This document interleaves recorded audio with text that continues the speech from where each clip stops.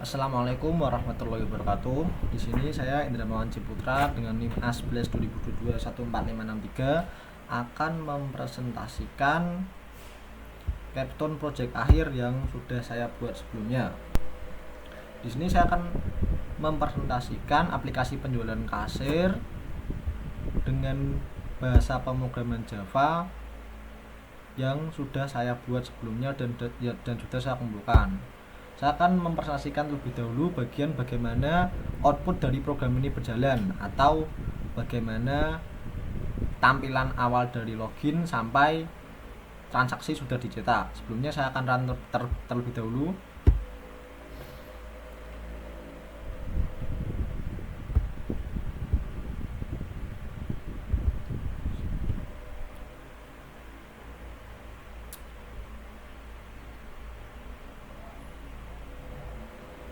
Nah, di sini bisa dilihat login aplikasi penjualan. Saya sudah menyiapkan dua user, yaitu sebagai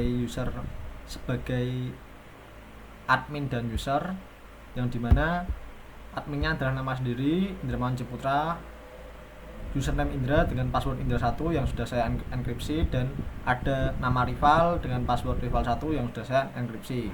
Saya akan mencoba login dengan username Indra terlebih dahulu yang sebagai role admin.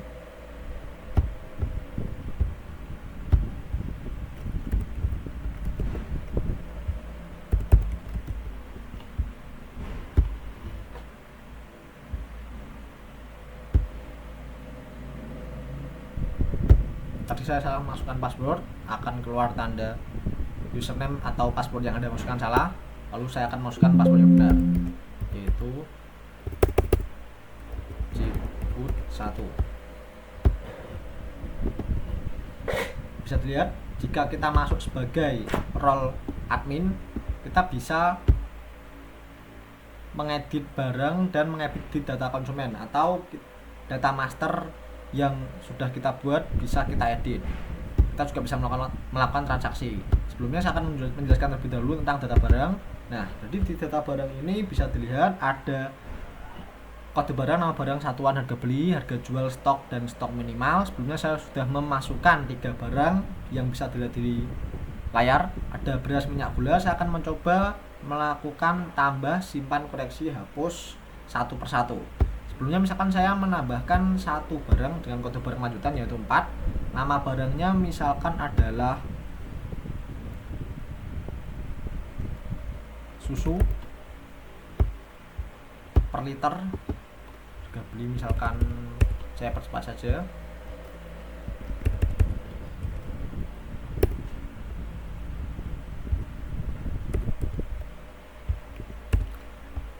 Dan ketika kita mengklik tombol simpan, maka data akan tersimpan. Susu satuan per liter harga 10.000, harga jual 12.000, stok dan stok minimum 10. Saya akan melakukan koreksi terhadap susu yang sudah saya buat sebelumnya. Misalkan stoknya saya ganti menjadi 100, harga jualnya saya ganti menjadi 15.000 misalkan, dan stok minimumnya saya ganti menjadi 5. Maka data otomatis akan berubah atau akan terkoreksi. Bisa dilihat sendiri, harga jual berubah menjadi 15.000, stok 100, dan stok minimum 5. Misalkan saya akan menghapus barang, maka stok susu akan terhapus sepenuhnya. Saya akan jelaskan selanjutnya di bagian data konsumen. Di data konsumen tersendiri ada beberapa isian yang harus diisi, yaitu seperti kode konsumen, nama konsumen, alamat, kota, kode pos, nomor telepon, dan email. Saya akan melakukan tambah, simpan, koreksi, hapus seperti sebelumnya. Misalkan kode konsumen saya kasih 3, nama konsumennya adalah Rido, alamat Jalan Puspanggolo, kota Jawa, Surakarta, kode pos 081. Lalu saya akan mengklik tombol simpan. Bisa dilihat sendiri, data konsumen yang baru saya tambahkan sudah bisa ditampilkan ke dalam tabel.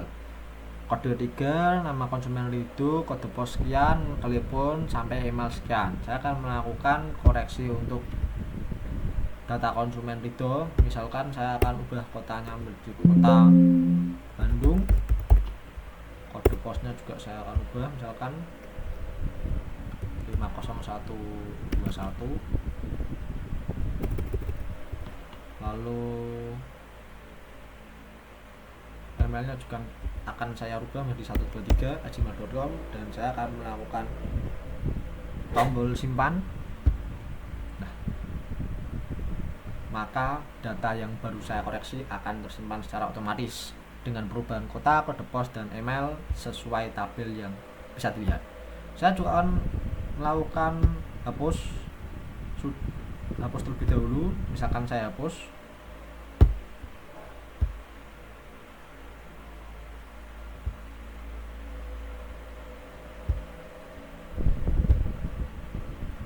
sebelumnya hapus saya akan coba melakukan batal terlebih dahulu. Misalkan ketika saya akan mengubah kota menjadi kota Malang dan saya akan melakukan batal, maka data batal dikoreksi.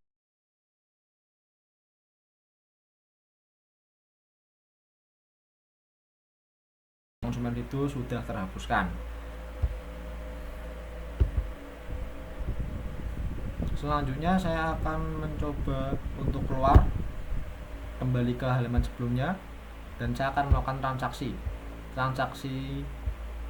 bisa dilihat sendiri. Di transaksi ini ada cukup banyak pilihan atau kolom yang harus diisi. Saya akan mencoba, misalkan saya sebagai pembeli, saya akan menambah barang yang ingin saya beli. Kode konsumen misalkan saya ubah menjadi 2, seperti tadi udah ada nama Ayu. Di sini ada hapus item pilih barang, langsung saja saya memilih barang, misalkan minyak sebanyak 2 liter, akan keluar 30.000. Saya akan memilih gula sebanyak 4 kilo dan harga total bisa dilihat adalah 62.000. Misalkan saya membawa uang 100.000, otomatis akan mendapatkan kembalian jika di enter sebesar 38.000. Saya akan melakukan penyimpanan, data disimpan ke dalam database, dan saya akan melakukan cetak. Bisa dilihat terlebih dahulu di sini sudah tercetak atau tidak. Sebelumnya saya akan melakukan cancel data print karena kita tidak bisa ngeprint. Bisa dilihat terlebih dahulu data yang sudah saya masukkan atau akan saya print sudah tercetak atau akan tercetak sesuai data yang saya beli.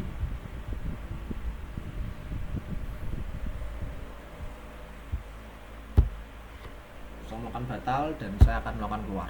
Oke, kurang lebih output atau running program dari aplikasi yang sudah saya buat berjalan dengan lancar. Selanjutnya saya akan menjelaskan tentang kode program. Sebelumnya saya akan memastikan terlebih dahulu data atau tampilan yang saya buat sesuai dengan Notion yang Bapak berikan. Bisa dilihat, misalkan kita berada di, ulang terlebih dahulu, saya akan mulai ke halaman awal yaitu halaman login. Misalkan kita run terlebih dahulu.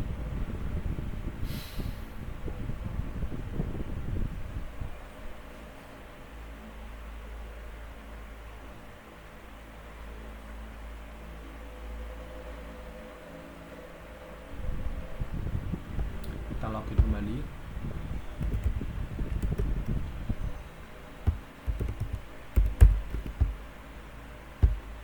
Aplikasi atau tampilan login yang tadi sudah saya masukkan bisa dilihat sesuai dengan desain yang Bapak berikan atau desain aplikasi yang sudah saya buat. Lalu selanjutnya kita masuk ke dalam tampilan form menu, bisa kita lihat juga.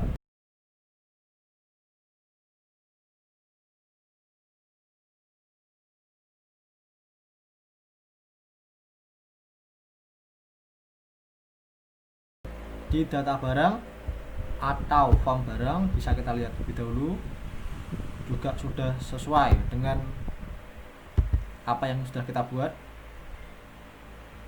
Selanjutnya kita akan berada di data konsumen, kita akan keluar dan memilih data konsumen.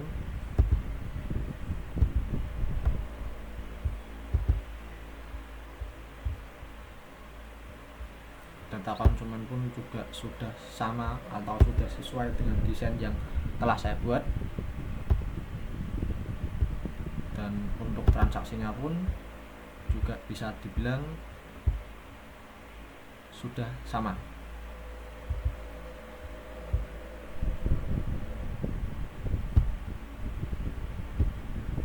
Oke, kurang lebih saya sudah menjelaskan tentang output, bagaimana bagaimana program ini bisa berjalan dengan sempurna dari awal login, memperbarui atau menambahkan data barang, data konsumen sampai ke transaksi dan cetak. Saya akan menjelaskan selanjutnya tentang bagian-bagian atau sebagian kecil dari kode yang sudah saya buat berdasarkan Notion dari Pak Dani Oka yang sudah Pak Dani berikan. Sebelumnya saya akan menjelaskan lebih dahulu di bagian form XML. Di sini bisa dilihat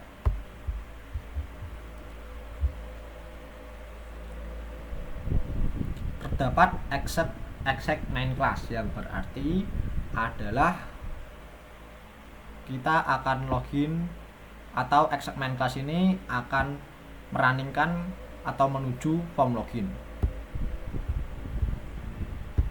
Selanjutnya kita akan membahas di bagian form login.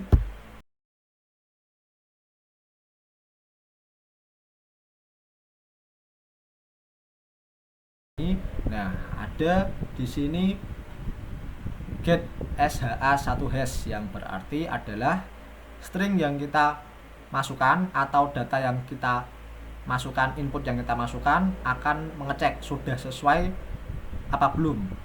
Apabila data yang kita masukkan ketika kita login atau inputan yang kita masukkan ketika login sudah benar, maka data akan bisa running ke halaman selanjutnya. Di sini terdapat juga OpenDB yang berarti kode ini berfungsi untuk mengkoneksikan aplikasi kasir ini dengan database yang sudah saya buat. Apabila database belum dihidupkan atau database yang kita masukkan salah, maka tidak akan bisa terkoneksi antara aplikasi kasir dengan database. Bisa dilihat MySQL saya sudah dihidupin, Apache-nya juga sudah dihidupin.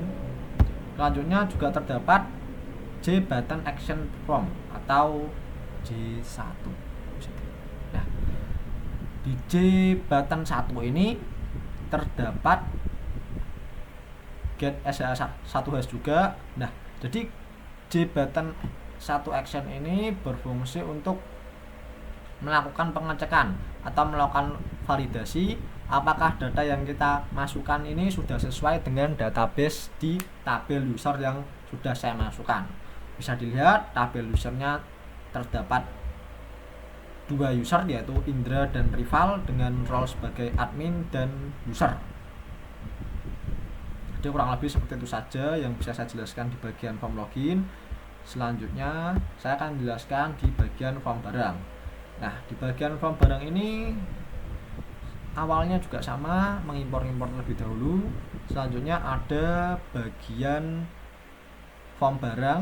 Nah, di form barang ini bisa dilihat OpenDB untuk mengkoneksikan, membaca data aktif. OpenDB seperti tadi. Saya akan menjelaskan di bagian ini CMD keluar action. Nah, CMD keluar action ini nanti akan memerintahkan untuk atau kode yang berfungsi untuk keluar ke halaman sebelumnya. Maka dari itu terdapat kalimat dispose. Nah, di CMD simpan ini nanti akan menyimpan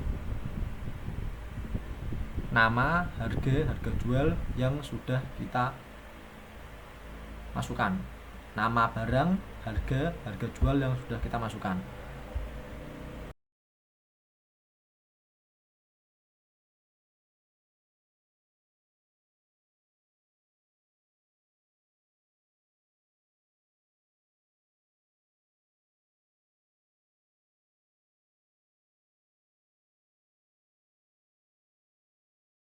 Di sini terdapat 3 perintah, yaitu aktif, set tombol, dan kosong. Nah, aktif ini adalah ketika kita aktif bernilai true, yang berarti ketika kita berhasil untuk menyimpan barang.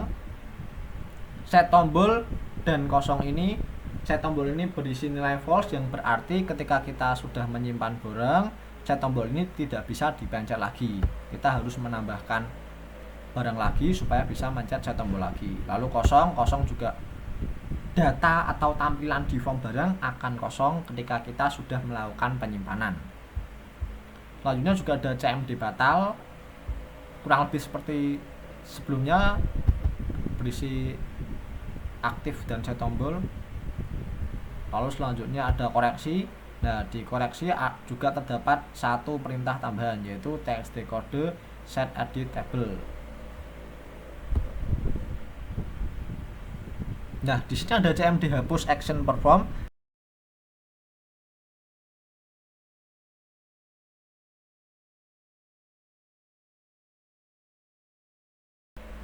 Maka akan mendelete barang berdasarkan kode barang. Nah, jadi barang itu akan ke-delete semua satu baris where kode barang. Jadi kode barangnya apa akan dihapus semua. Selanjutnya saya akan menjelaskan di bagian form konsumen. Form konsumen kurang lebih hampir sama seperti form barang. Awalnya berisi import yang sesuai notion Pak Dani Oka. Lalu ada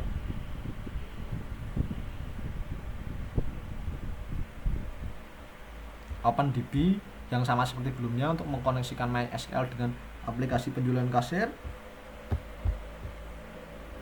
Saya akan menjelaskan tentang perbedaan form konsumen dengan form barang ini berada di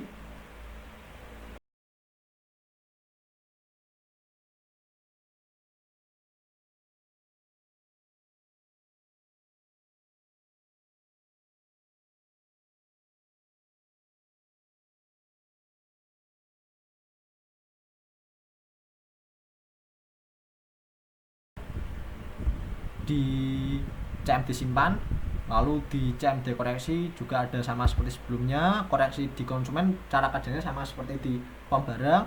Lalu ada CMD hapus yang hampir sama dengan sebelumnya, menghapus form konsumen where kode konsumen. Ada CMD batal juga yang sama fungsinya untuk membatalkan koreksi ketika kita akan mengoreksi sesuatu atau ketika akan melakukan koreksi terhadap data yang sudah kita buat. Lalu di sini terdapat CMD tambah yang sama seperti sebelumnya, yang aktif, true, set tombol false dan kosong, dan kurang lebih sama seperti form barang. Di form konsumen ini hanya bisa dilakukan atau diedit oleh admin, yaitu saya sendiri, Indra, dengan kode yang tadi sudah saya berikan. Lalu saya akan menjelaskan di bagian yang paling penting, yaitu form transaksi. Jadi form transaksi ini bisa dilihat tampilannya mungkin cukup banyak. Form transaksi ini berisi gabungan dari form barang dan form konsumen. Jadi ketika di konsumsi ini adalah menjembatani form barang dan konsumen, di mana nanti terdapat barang yang akan dibeli oleh konsumen, berarti kita atau di bagian form transaksi ini nanti akan sebelumnya muncul terlebih dahulu nama konsumen yang akan membeli barang yang sudah disiapkan. Maka dari itu di form transaksi ini berisi cukup banyak codingan dibanding form lain.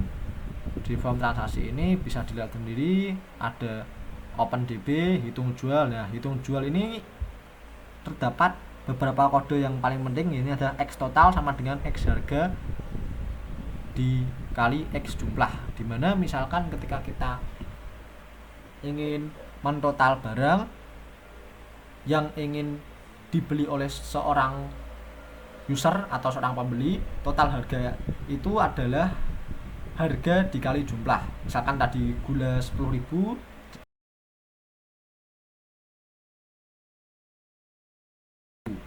Di sini juga terdapat baca konsumen, baca barang, inisiasi tabel, simpan di tabel. Jadi ketika sudah memasukkan kode dan nama barang akan menyimpan di tabel, lalu juga transaksi akan tersimpan. Sama seperti sebelum-sebelumnya, perbedaannya adalah di transaksi ini terdapat format tanggal. Jadi di transaksi ini nanti terdapat atau kode yang bisa untuk menyimpan tanggal pembelian. Bisa dilihat di sini terdapat kode JavaText Simple Date from CFD New JavaText Simple Date format. Jadi ini formatnya format tanggal. Selanjutnya seperti transaksi pada umumnya terdapat CMD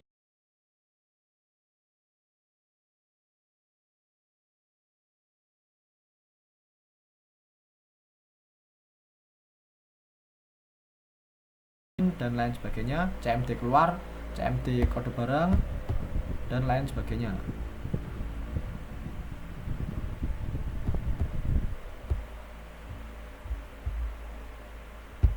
Jadi kurang lebih itu saja yang bisa saya presentasikan dari bagaimana output itu bisa berjalan dari awal sampai akhir, dan sebagian kecil kode yang saya pahami dan bisa saya jelaskan. Sebelumnya, sebelum mengakhiri presentasi pada hari ini, saya meminta maaf sebesar-besarnya apabila dalam pemahaman saya atau dalam presentasi saya terdapat kesalahan dalam mempresentasikan atau kesalahan dalam menjelaskan kode maupun output program yang sudah saya presentasikan. Selebihnya saya minta maaf sebesar-besarnya pada Pak Dani mungkin selama di kelas dan selama teori maupun praktek kurang bisa menangkap atau kurang bisa secara sepenuhnya menangkap ilmu yang Pak Dani ajarkan. Selebihnya saya akan belajar lebih giat lagi untuk persiapan praktek nanti. Kurang lebihnya saya mohon maaf yang sebesar-besarnya, dan saya berterima kasih yang sebesar-besarnya kepada Pak Dani yang sudah memberikan Notion supaya kita lebih mudah dalam mengerjakan proyek ini. Kurang lebih itu saja yang